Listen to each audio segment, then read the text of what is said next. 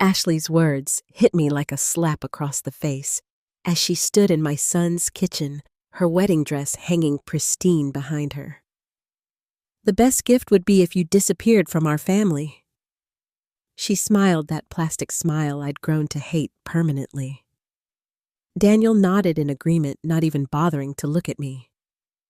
If you're watching this, subscribe and let me know where you're watching from. Let me give this some context first.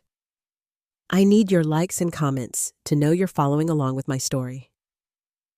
How did I get here? 3 years ago.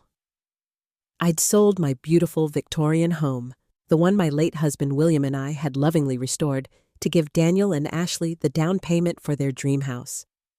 $92,000. My entire life savings handed over with a mother's unconditional love.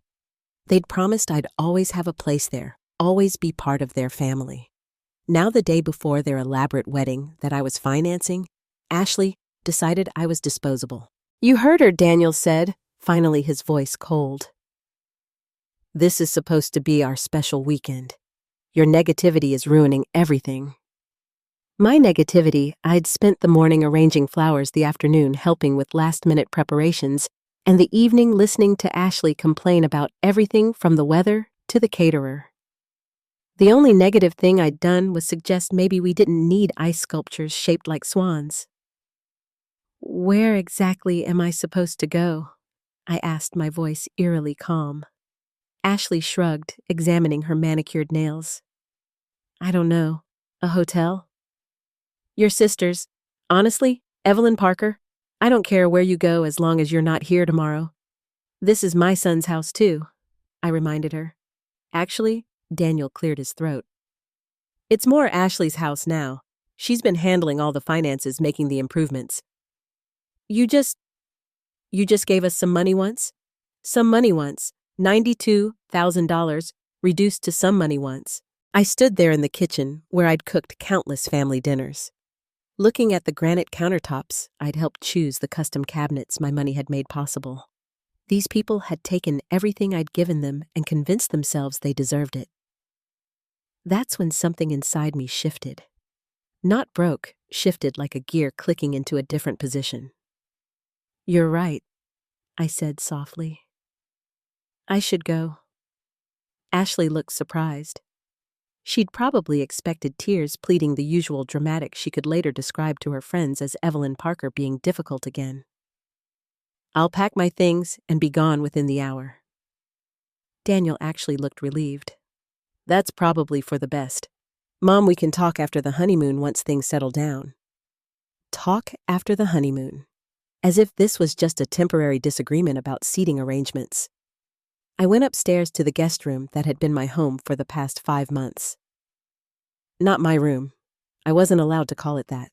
Always the guest room, because guests eventually leave. As I folded my clothes into my suitcase, I could hear them downstairs, already planning how to rearrange the space. Ashley wanted to turn it into a yoga studio. Daniel thought it would make a good office.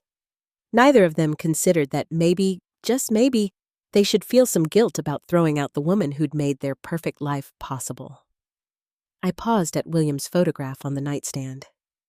44 years of marriage, and he'd never once made me feel unwanted in my own home. "Don't worry, sweetheart," I whispered to his image. "I'm not going down without a fight." But first, I had phone calls to make. Sitting in my car outside their house. No, scratch that. Outside the house my money had bought. I pulled out my phone and dialed my lawyer's emergency number. Laura Kim had been handling my affairs since William's death, and she'd warned me about this exact scenario. "Evelyn Parker, it's Saturday evening. Is everything all right, Laura? I need you to pull the documentation on the house purchase. All of it." A pause. "Has something happened with Daniel and Ashley?" I told her everything. Ashley's ultimatum. Daniel's betrayal, the casual way they dismissed my contribution as some money once. Laura listened without interruption, though I could hear her typing furiously. "Evelyn, I've been worried about this for months. The way they've been treating your investment as a gift rather than what it actually was. What do you mean, what it actually was? Another pause. Longer this time. You don't remember signing those additional documents, the ones I insisted on, after you expressed concerns about Ashley's spending habits. My heart started beating faster. Laura, please tell me you protected me somehow. Oh, honey, the $92,000 wasn't a gift. Legally, it was a loan with your name on the deed as co-owner. Ashley never signed the acknowledgement forms I sent over. In the eyes of the law, you own 33% of that house. I nearly dropped the phone. Are you serious? Dead serious. Ashley kept forgetting to sign the paperwork, and you were so focused on keeping peace in the family that you never pressed the issue. But the mortgage company has you listed as a co-borrower. The deed shows your ownership stake. It's all completely legal and binding. Through the kitchen window, I could see Ashley showing off her wedding dress to someone on video chat, probably her mother. She was laughing, gesticulating wildly, completely oblivious to the conversation that was about to change her life. Laura Kim, hypothetically speaking, what would happen if I wanted to sell my share of the house? Well, as a co-owner, you'd have every right to force a sale. The other owners would have first right of refusal, of course. They could buy you out at current market value. And if they couldn't afford to buy me out, then the house goes on the market, and the proceeds are split according to ownership percentages. I watched Daniel appear in the kitchen window, opening a bottle of champagne, celebrating their freedom from the burdensome mother. No doubt.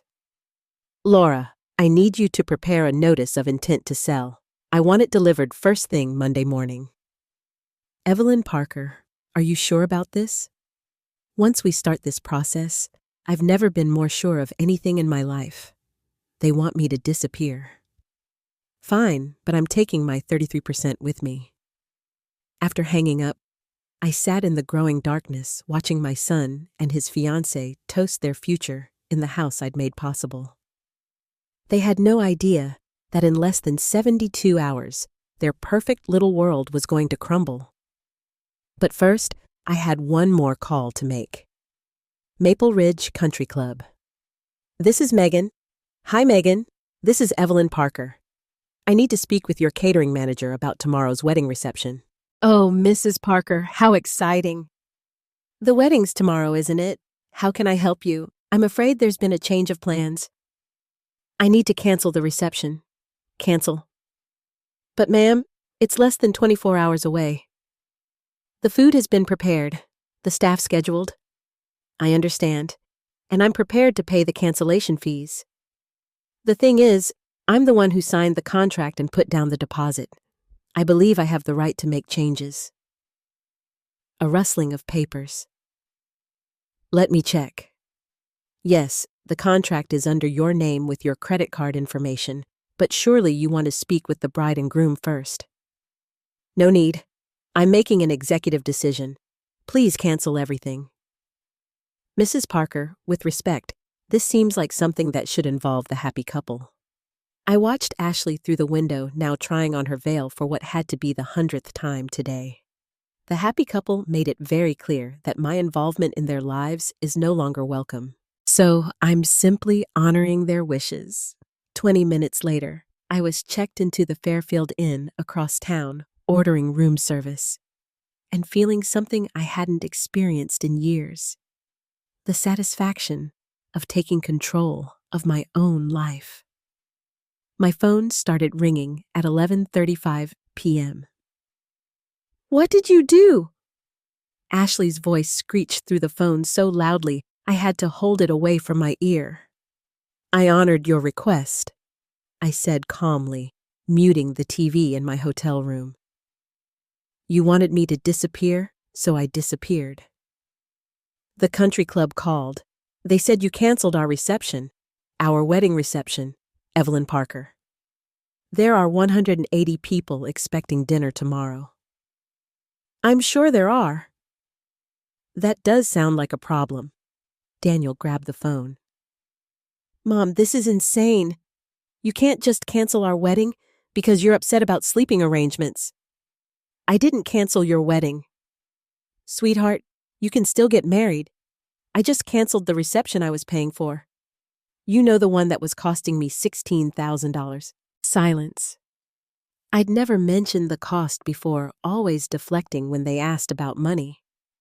Let me be their generous mother while they remained blissfully unaware of the sacrifices involved.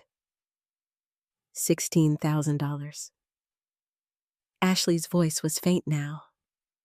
The reception, the flowers, the photographer, the band. Did you think it was all free? Did you think money just materialized because you two decided to have a fairy tale wedding? But we can't tell 180 people there's no reception, Daniel stammered. You're resourceful adults. I'm sure you'll figure something out. McDonald's caters now, I hear. Ashley was crying now. Ugly sobbing sounds that might have made me feel guilty 5 months ago. Now they just sounded like the tantrums she'd been throwing since the engagement started. How could you do this to us? We trusted you. Trusted me. You literally told me to disappear from your family. I'm simply complying with your request. I didn't mean forever, Ashley wailed. I just meant for the weekend.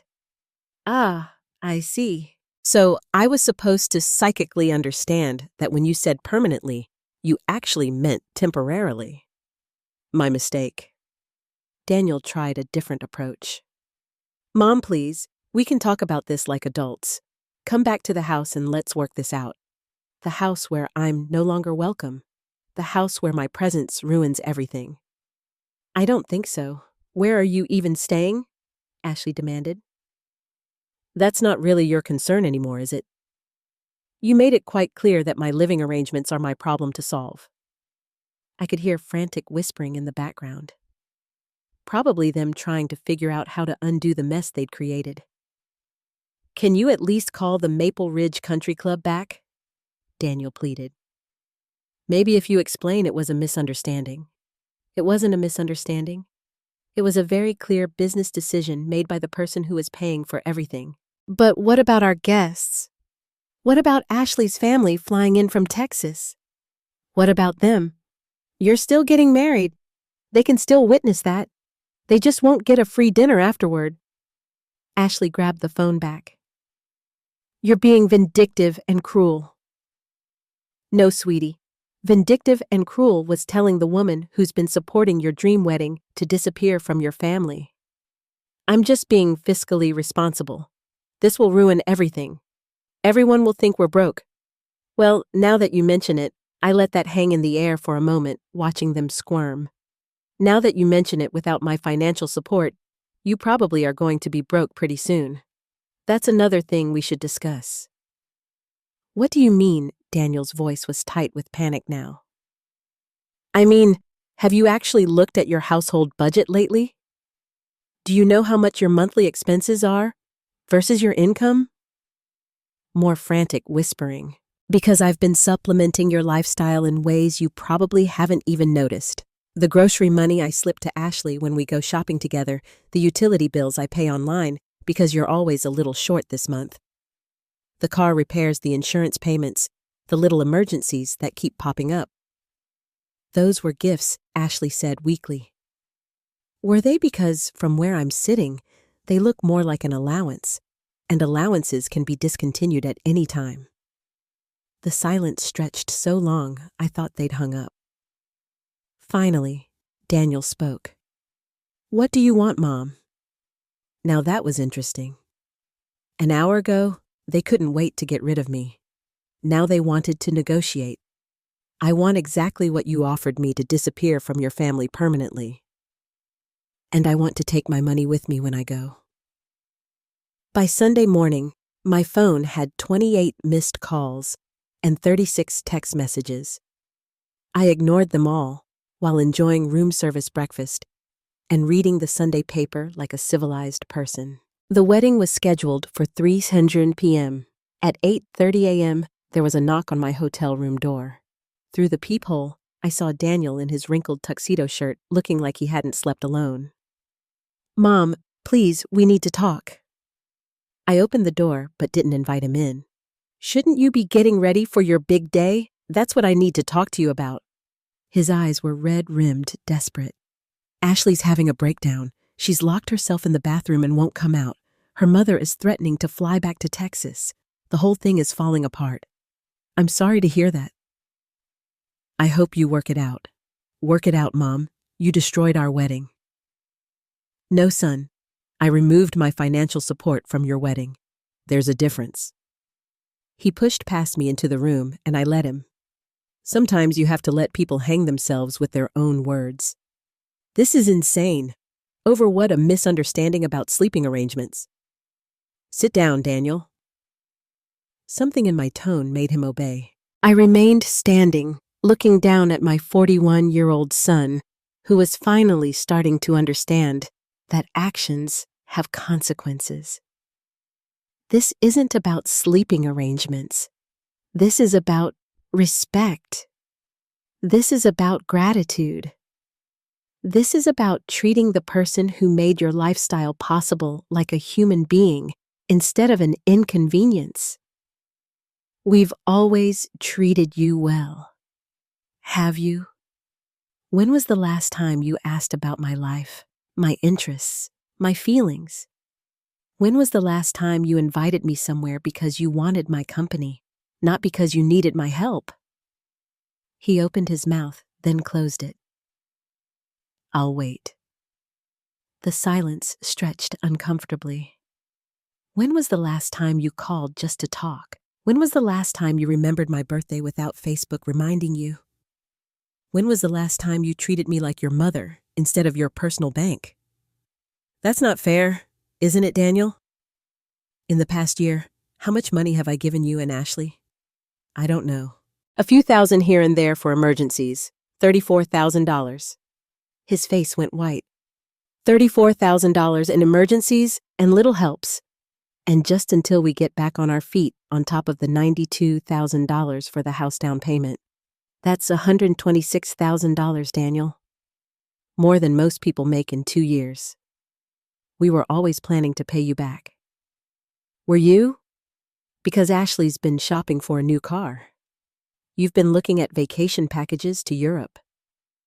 Neither of you has mentioned paying me back even once. He slumped forward, head in his hands. What do you want from me, Mom? I want you to understand that I'm not your personal ATM. I want you to understand that kindness and generosity aren't infinite resources. And I want you to understand that when you treat someone badly enough for long enough, eventually they stop caring about your problems. So you're punishing us by ruining our wedding day. The casual cruelty in that statement that my setting boundaries was punishment confirmed everything I'd been feeling. No, Daniel, I'm protecting myself by stopping the pattern of financial abuse. Financial abuse? That's ridiculous, is it?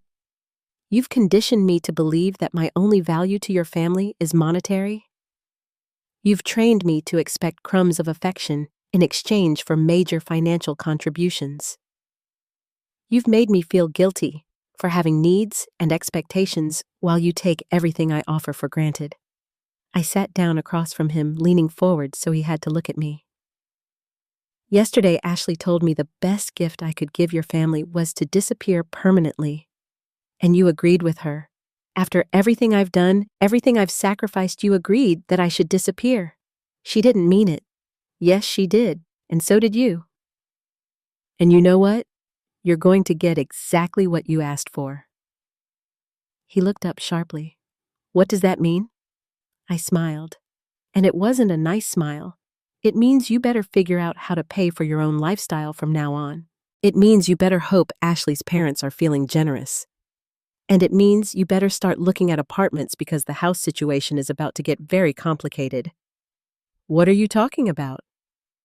I'm talking about the legal documents you never bothered to read before your father and I helped you with that down payment. The ones that make me a co-owner of your precious house. The color drained from his face completely. That's right, sweetheart. I own 33% of your house and I'm about to put it on the market. Daniel stared at me like I'd just spoken in ancient Greek. You can't own part of our house. We bought it. We live there with my $92,000 down payment. Yes. Did you think that money just evaporated into the ether? But you said it was a gift. You said you wanted to help us get started. I pulled out my phone and scrolled to Laura Kim's email from last night. Apparently, my lawyer had different ideas about protecting my investment. Would you like me to read you the relevant legal documents? This is impossible. Ashley would have had to sign something. Ashley was supposed to sign something. She kept forgetting to return the papers. Laura kept them on file anyway. Daniel was shaking now, either from anger or fear. You planned this. You've been planning this whole thing. Oh, sweetheart, if I'd been planning this, don't you think I would have done it before paying for your wedding? The truth of that seemed to hit him. I'd spent $16,000 on a wedding for people who just told me to disappear. If I'd been scheming, I would have pulled the plug months ago. So what happens now? His voice was small, defeated. Now you have a choice. You can buy out my 33% share at current market value, or we can sell the house and split the proceeds. We can't afford to buy you out. The house is worth $320,000 now. 33% of that is over $105,600. I know.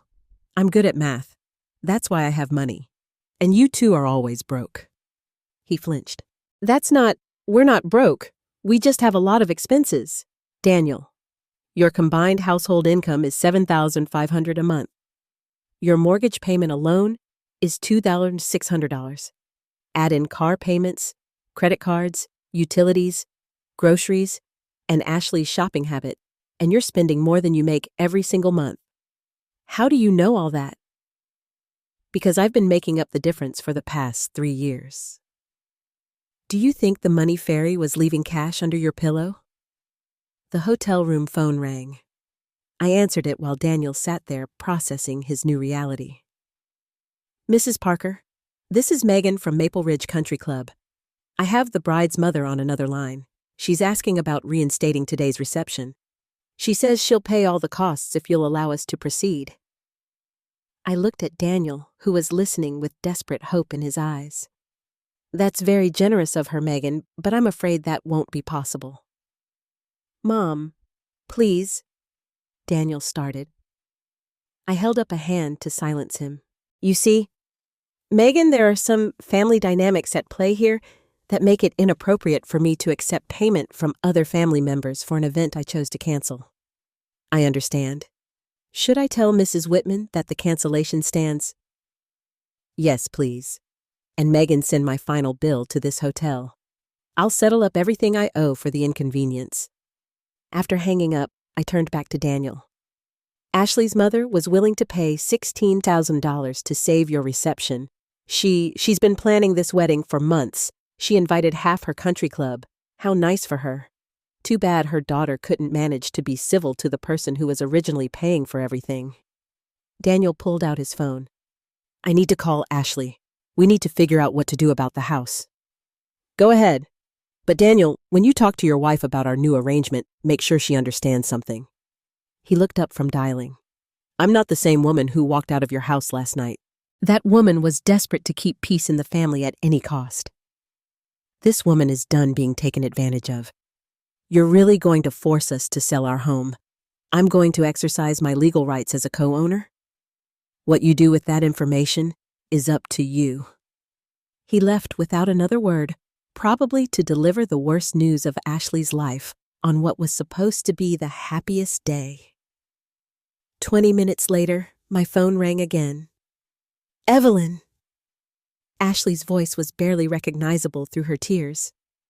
We need to talk. No, sweetie, we really don't.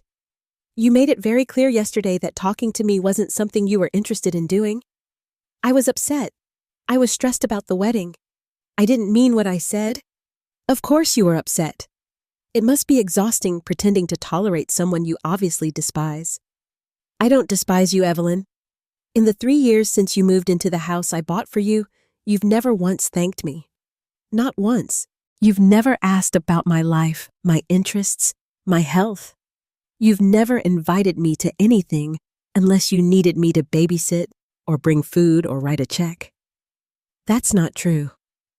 When was the last time you called just to see how I was doing? Silence? I'll save you the mental effort. Never. You've never called just to check on me. But you're Daniel's mother, your family. Yesterday you told me the best gift I could give this family was to disappear permanently. Today, you're claiming I'm family. Which is it? Ashley. More crying. The kind of desperate sobbing that once would have made me rush over with tissues and comfort. Evelyn Parker, please. I'll do anything. I'll apologize publicly. I'll pay you back. Pay me back with what money? You don't work, remember? You're a full-time homemaker in a house you couldn't afford without my money. I'll get a job. That's a great idea. You should definitely do that, but it doesn't change the current situation with the house. What if we agree to pay you back for everything, all the money you've given us over the years?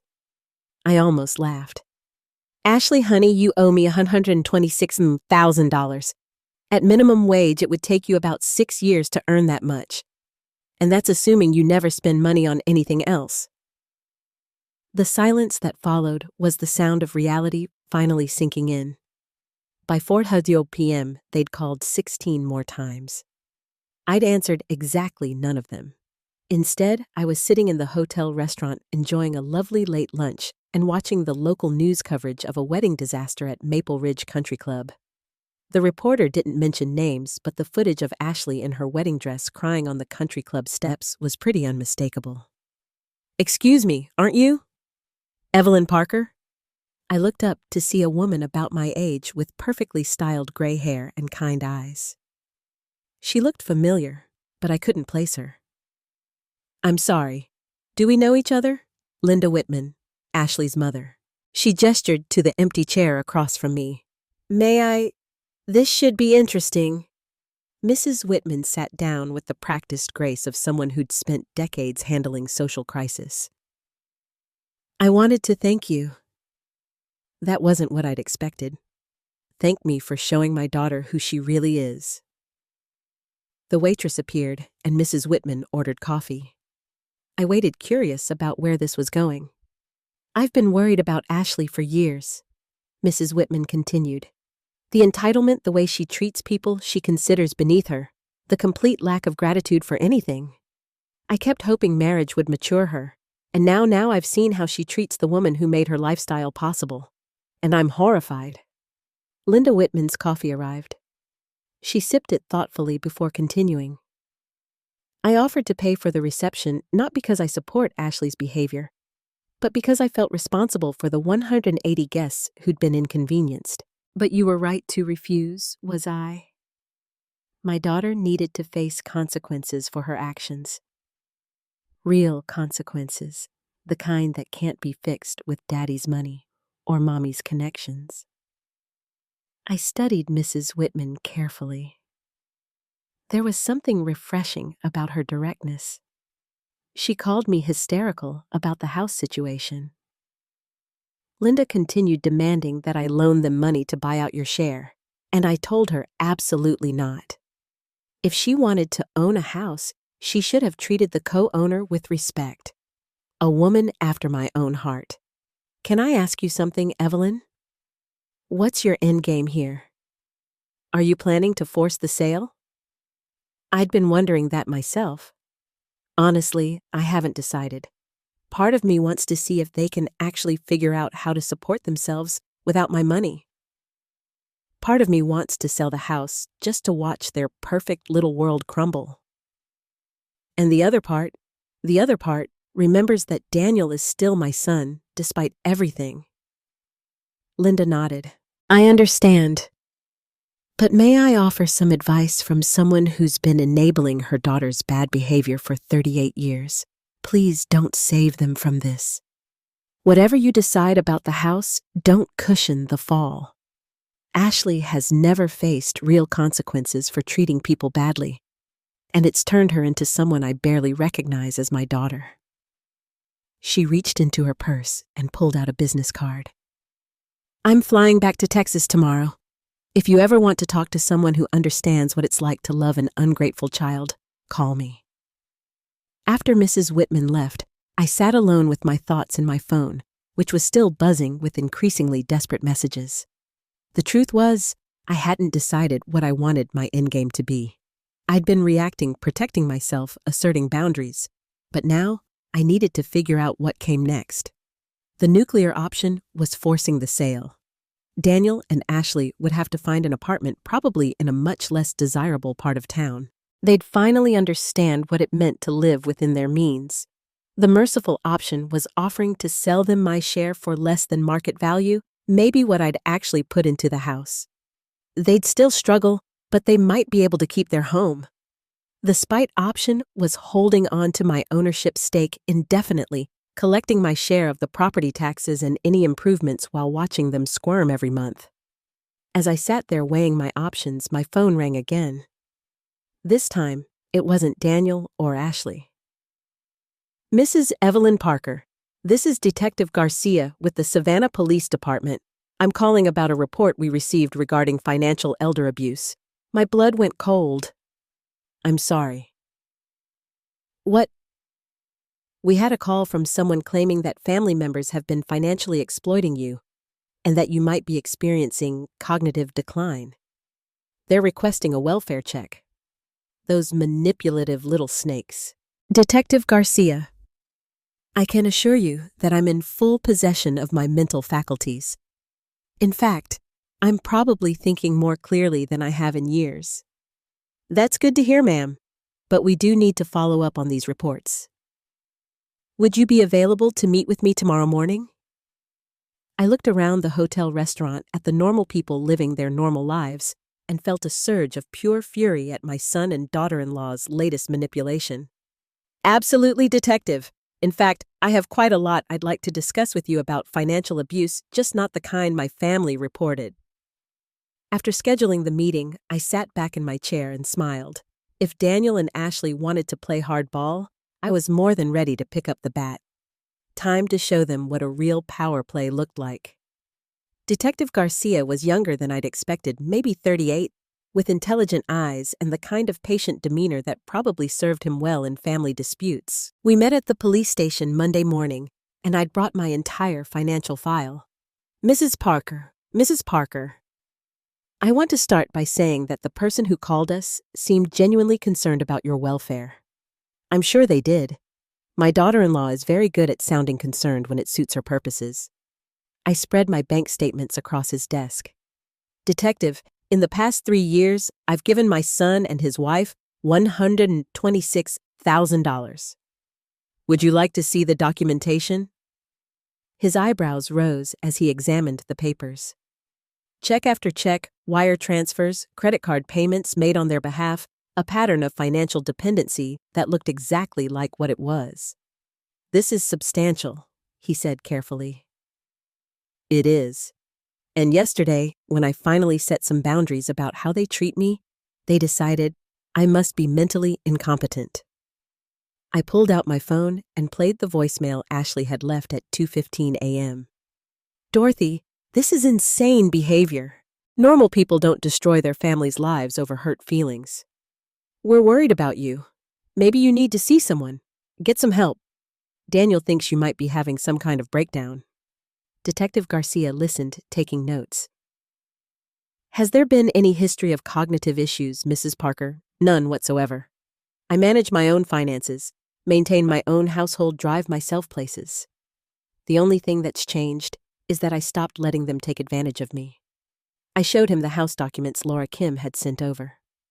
My lawyer can verify that I'm a legal co-owner of their property. Everything I'm doing is within my rights as an investor, protecting her assets and the wedding cancellation. I was paying for a reception for people who told me to disappear from their family permanently, so I honored their request. We talked for another 20 minutes. Detective Garcia was thorough but fair, and by the end, he seemed satisfied that I was mentally competent and financially savvy. Mrs. Parker, I'm going to close this case as unfounded, but I do want to give you some information about elder financial abuse resources just in case. Actually, Detective, I think I've got the situation well in hand now. As I drove away from the police station, my phone rang. Daniel again. Mom, the police called. They said they're not pursuing the welfare check. That's because I'm not the one being financially abused in this relationship, sweetheart. What's that supposed to mean? It means you and Ashley have been systematically draining my resources for years while giving me nothing but disrespect in return. The detective was very interested in my documentation. A long pause. Are you threatening us? I'm informing you that your manipulation tactics aren't working anymore. Mom, please. Can we just sit down and talk about this like adults? We can, but not at the house I co-own. And not until Ashley apologizes for her behavior. She's sorry. She's been crying for 2 days. Has she? Because the voicemail she left me at 2:15 this morning suggested she thinks I'm mentally ill. Not that she's sorry. Another pause. Where do you want to meet Laura Kim's office? Tomorrow at 2 p.m. Bring Ashley, and bring a realistic proposal for how you're going to handle the house situation. A proposal?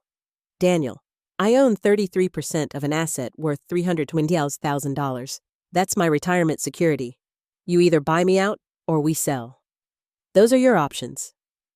After hanging up, I realized something had shifted in our dynamic. For the first time in years, they needed something from me more than I needed something from them. Laura Kim's law office felt like neutral territory, all dark wood and leather-bound books. Daniel and Ashley arrived 15 minutes late, looking like they'd been arguing in the car. Ashley's eyes were puffy and red, her usual polish completely gone.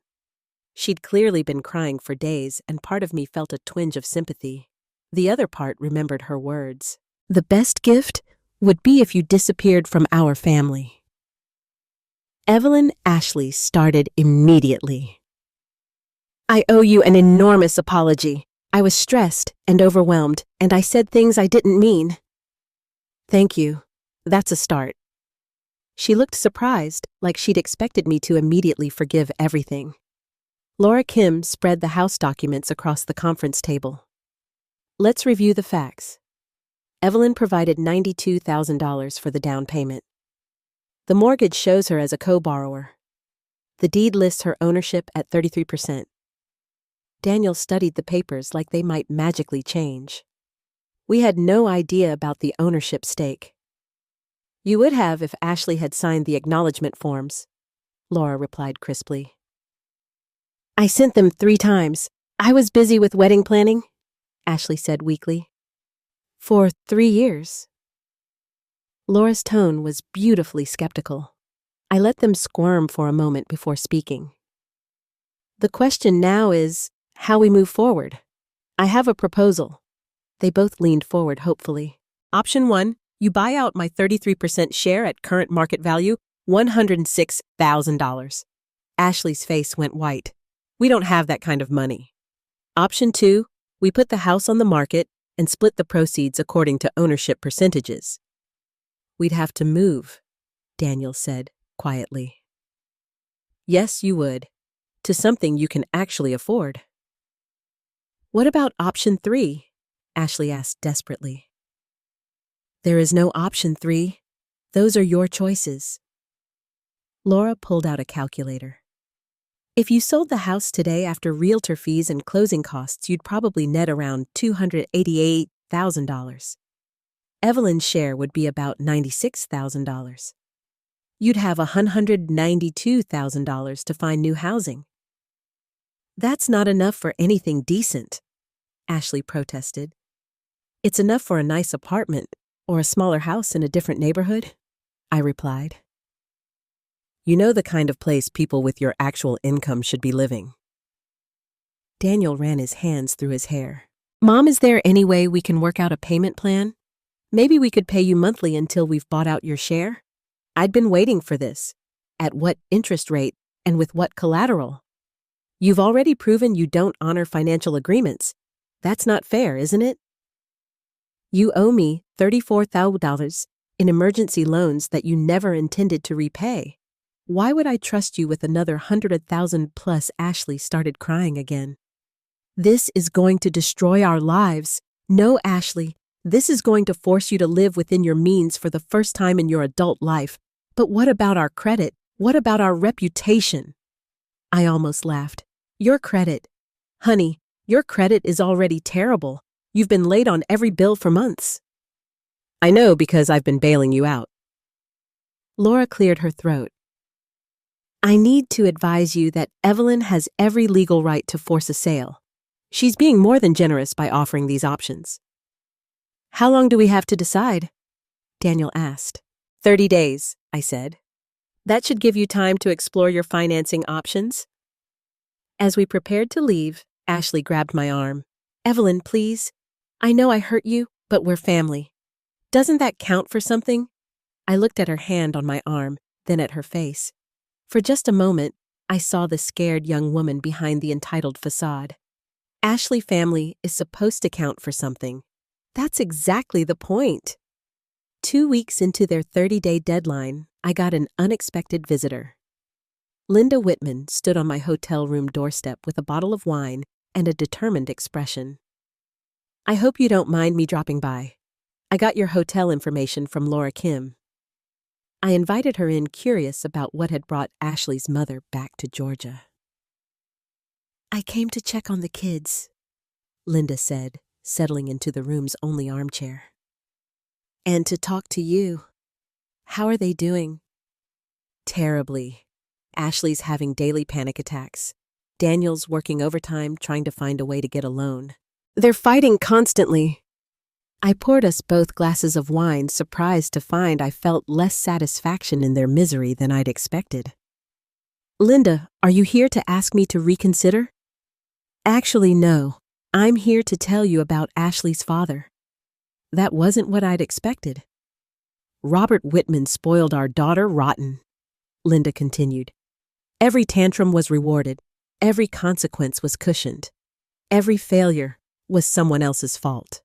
She sipped her wine thoughtfully. When Ashley was 16, she totaled her car driving drunk. Instead of letting her face the legal consequences, Robert hired the best lawyer money could buy and got the charges dropped. Why are you telling me this? Because I've watched my daughter become someone I don't recognize, and I finally understand that her problems aren't going to be solved by more money or more rescuing. Linda reached into her purse and pulled out a check. Ashley asked me to give you this. It's for $27,000, a good faith payment toward buying out your share. I looked at the check, but didn't touch it. And what did you tell her? I told her I wouldn't be her enabler anymore. That check represents Robert's life insurance policy. Money I was saving for her inheritance.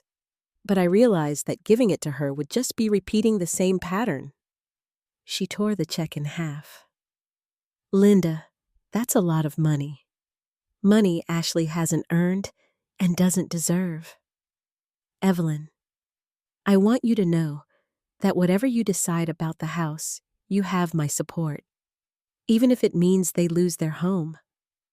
Especially then, maybe having to start over will teach Ashley what work and gratitude actually mean. After Linda left, I sat alone with my thoughts. For 3 years, I'd been Ashley's enabler, just as much as her parents had been.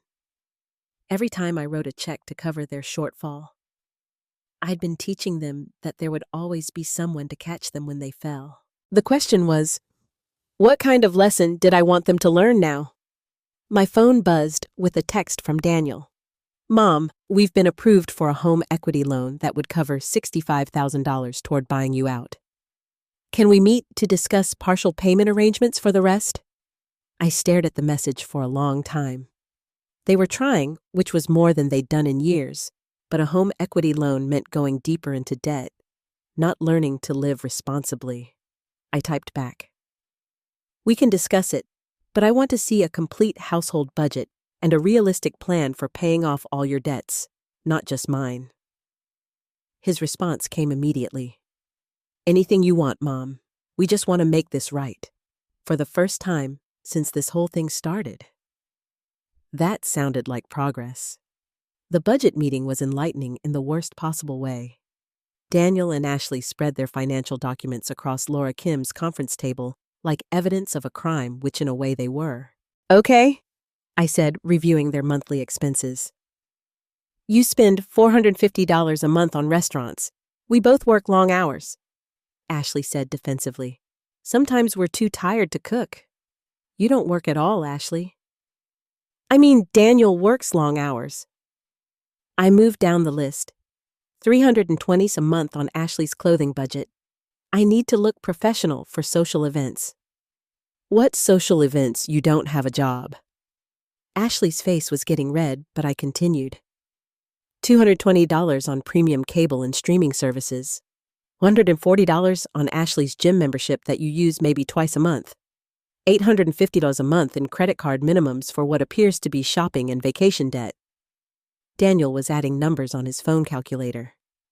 Mom, I know it looks bad. It looks like you're living a lifestyle that requires about $12,500 a month when you bring home $7,500. But with the home equity loan, we could pay off the credit cards and reduce our monthly expenses significantly, Ashley said hopefully. I looked at Laura, who was taking notes with professional detachment. Ashley, you'd be borrowing against the house to pay off credit card debt.